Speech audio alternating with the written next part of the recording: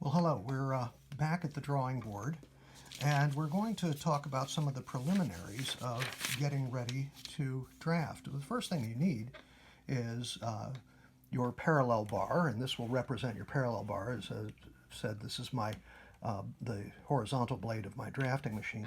And you need to put down a piece of paper. The paper we use is Clearprint 1000H, and you'll each be issued a number of sheets of 1000H so that you can use them, and we supply the paper for drafting class here at the School of the Arts. First thing you want to do is you've got your parallel bar, and you want the paper to be resting on that parallel bar before you take it down. So you just get it and rest the bottom of the piece of paper on the parallel, and then you simply tape it down at the corners, which I will do. Basically what I do is I do one corner and then I diagonally pull the paper so it's nice and tight and get the corner across, and then the same thing with the other two corners.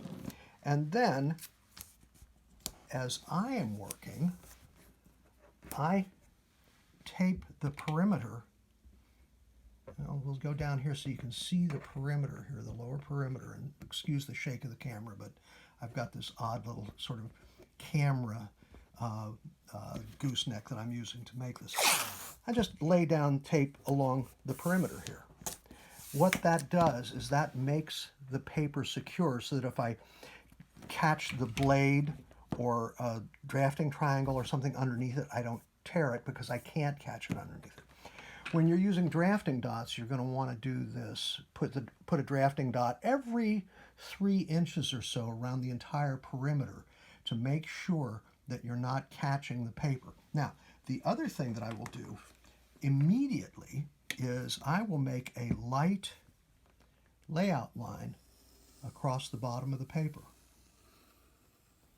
Now that layout line is there so that if I have to pull the paper up and then I have to tape it back down to work on the drawing again, I can use that line and my parallel bar to make sure that I'm putting the paper down straight the way it was before, so that my horizontal lines still line up as being horizontal and my vertical lines are still vertical. So that is getting your paper on the table or on the drafting board and making sure you put down that light line at the bottom of the page so that you can put that piece of paper down over and over again, take it up, put it down, take it up, put it down, and do that without struggling to make sure that your lines line up. Here's a little finesse point that will save you a lot of trouble later.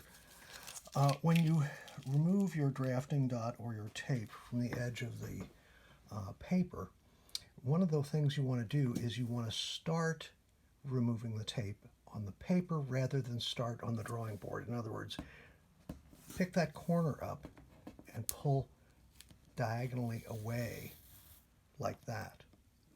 Now I'm going to take this piece of tape off of this corner correctly by starting on the paper and pulling away, and you see it doesn't tear.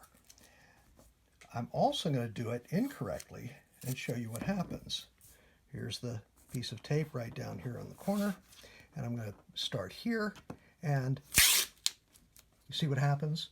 All right, so you always start on the paper and tear away from the paper rather than starting on the drawing board and tearing the other way, because you end up, having to completely redo your assignment because you tore your paper very badly.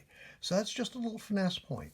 Pull from drawing to drawing board, that direction, rather than the other way, which will generally, especially on the corners, start to tear your paper. That'll save you some time later. All right.